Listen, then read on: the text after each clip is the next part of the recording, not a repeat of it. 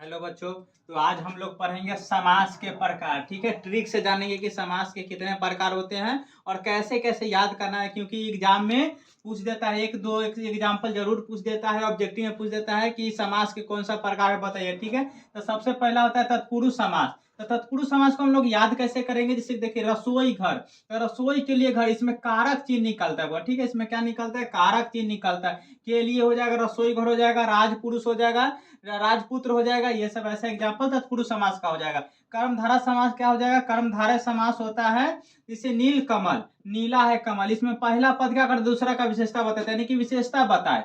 तब ऐसा शब्द इसमें विशेषता पता चलता है, उसको हम क्या कहते हैं, कर्मधारय समास। इसमें पहला पद दूसरा का विशेषता, यानी कमल कैसा नीला है, नील कमल, उसको हम बोलते हैं। ठीक है, बहुब्रीहि समास क्या होता है, बहुब्रीहि समास होता है जैसे कि दशानन, लंबोदर, चक्रपाणि, ये सब देवी देवता या फिर दानव का नाम आता है, बहुब्रीहि समास में आता है। ठीक है, द्वंद्व समास क्या होता है, अगला द्वंद्व समास है, चौथा है जैसे कि दाल रोटी, भाई बहन, इसको हम क्या कहेंगे, द्वंद्व समास कहेंगे। ठीक है, जिसमें हाइफन लगा होता है। ठीक है, जिसमें हाइफन लगा होता है, ये चिन्ह लगा, उसको हम द्वंद्व समास कहते हैं। उसके बाद द्विगु समास किसको कहते हैं, द्विगु समास जैसे त्रिलोक, पंचवटी, इसमें पहला पद संख्यावाचक होता है, जैसे त्रिलोक, त्रिलोक का मतलब तीन हो गया, पंचवटी पांच, इस तरीका से चौराहा हो गया। तो जो भी शब्द हो जिसमें पहला पद जो है संख्यावाचक, उसको हम द्विगु समास कहेंगे। अविभाव समास क्या होता है, जिसमें उपसर्ग लगा हो, यानी कि प्रतिदिन, अपमान हो गया, ये सब होता है जिसमें उपसर्ग लगा हो, तो उसको हम क्या कहेंगे, अविभाव समास कहेंगे। और एक एग्जाम्पल और देख लीजिए, जैसे कि एग्जाम्पल में कंफ्यूजन हो जाता है, जैसे कि साथ साथ, साथ साथ हो जाएगा।